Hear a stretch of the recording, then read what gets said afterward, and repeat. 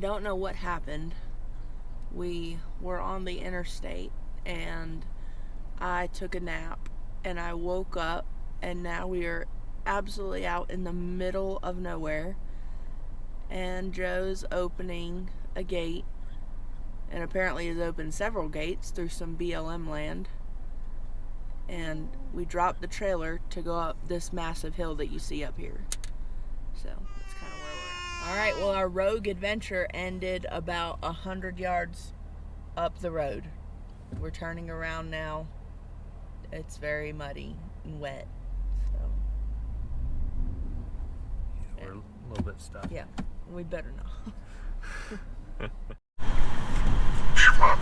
So Mariah can call this a failure and a waste of time.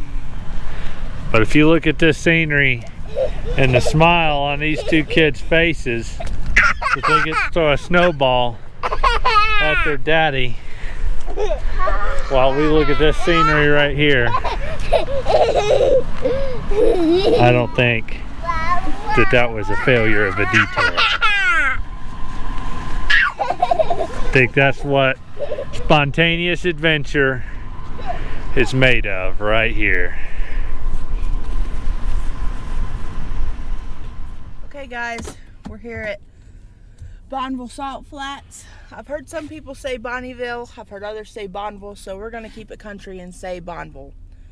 But the kids were already so excited that they went out and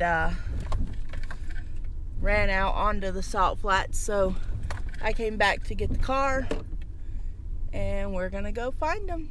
So here it is, and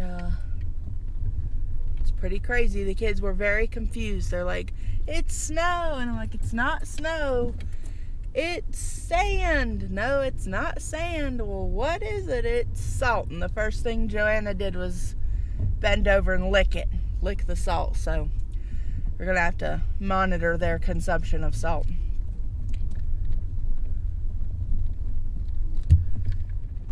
Okay, I think I finally found them. I see one really big speck and two little specks, so we're gonna pull up and see if it's them or not.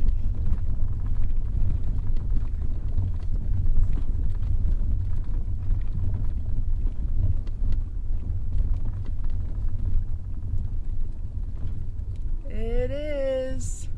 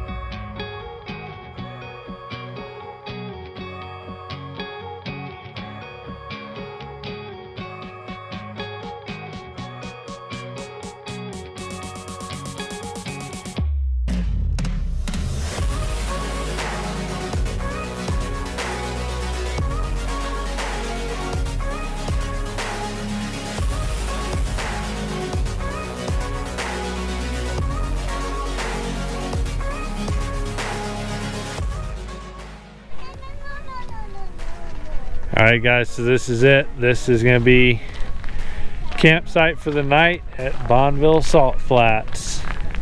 This place is pretty wild. I'm kind of scared that the rig will never be the same.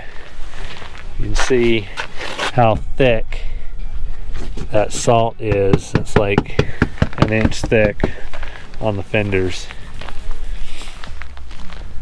But it's a pretty cool place for the kids to play, other than occasionally cars rolling by at about 100 miles an hour. It's a pretty cool spot. Got the tent position due east, so we can watch the sunrise over there in the morning. Should be pretty cool. Got the mountains in the distance due north. What do you think? Got my hair washed. Yep, I got her hair washed for the first time in almost a week. Kids are having fun. Ride your bike. We got a little drone footage I'm gonna try and mix in. I'm new to the drone, and it's very hard to track a vehicle at my skill level. But yeah, pretty excited to set up camp and spend the night out here. Hopefully it goes well, and then we're gonna work our way into Nevada over there and wash the car first thing. You having fun, Peanut? Yeah. Can you do this?